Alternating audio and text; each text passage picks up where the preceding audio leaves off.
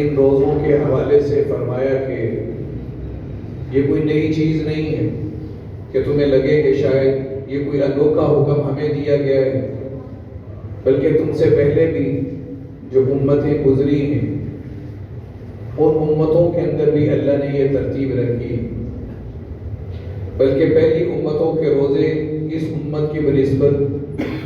زیادہ سخت احکامات والے تھے، اور اللہ تعالیٰ کا مقصد انسان کے دل کو سنوارنا ہے، انسان کے دل کو عمل والا، ایمان والا بنانا ہے۔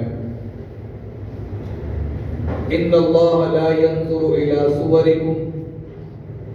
اللہ تعالیٰ شکلوں سے فیصلہ نہیں کرتے، وَلَكِنْ يَنْظُرُ إِلَىٰ قُلُوبِكُمْ وَأَعْمَالِكُمْ، اللہ دل دیکھتے ہیں اور عمل دیکھتے ہیں۔ قیامت کے دن نہ خاندان کے اعتبار سے انسان کو کوئی فائدہ ہوگا، نہ حسن و وجاہت کے اعتبار سے کوئی فائدہ ہوگا، نہ نسب کی وجہ سے کوئی فائدہ ہوگا۔ قیامت کے دن انسان کو فائدہ صرف اس کے اعمال اور صرف اعمال کی وجہ سے ہوگا۔ تو اللہ تعالیٰ نے انسان کو، یا یوں کہنا چاہیے کہ اللہ تعالیٰ نے ہمیں بننے اور سنورنے کے لیے اور اپنے آپ کو ایک بہترین مسلمان بنانے کے لیے، ایک آئیڈیل مسلمان بنانے کے لیے یہ مہینہ دیا ہے، اور اس کے لیے اللہ نے بڑا اہتمام فرمایا کہ ہم مسلمان اپنے آپ کو بدل لیں، اپنے آپ کو بدلنے کی کوشش کریں۔ حضور اقدس صلی اللہ علیہ وسلم نے فرمایا کہ اللہ تعالیٰ اس مہینے کے اندر جہنم کے دروازے بند کر دیتا ہے۔ یہ جہنم کے دروازے بند کرنا یہ تعبیر ہے اس بات سے کہ جو بھی انسان، جو مسلمان ایمان کے ساتھ اور روزے کے ساتھ، اگر ایمان اور روزے کے ساتھ اس کا انتقال ہوتا ہے تو ایک ہی جگہ بچتی ہے جنت۔ اسے جنت میں جانے میں کوئی درمیان میں رکاوٹ نہیں، اس لیے کہ رکاوٹ جہنم تھی، جہنم اللہ نے ویسے ہی بند کر دی۔ اور دوسری چیز اللہ تعالیٰ نے یہ سمجھائی کہ اس ایمان والے اور روزے دار کے لیے اللہ تعالیٰ خود سے اس کا پروٹوکول بناتے ہیں، اس کے لیے جنت کو سجاتے ہیں۔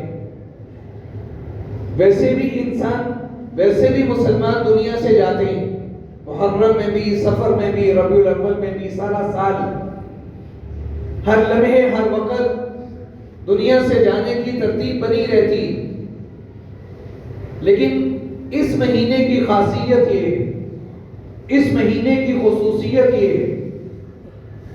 کہ دنیا سے جانے والے کا پروٹوکول بڑھ جاتا ہے،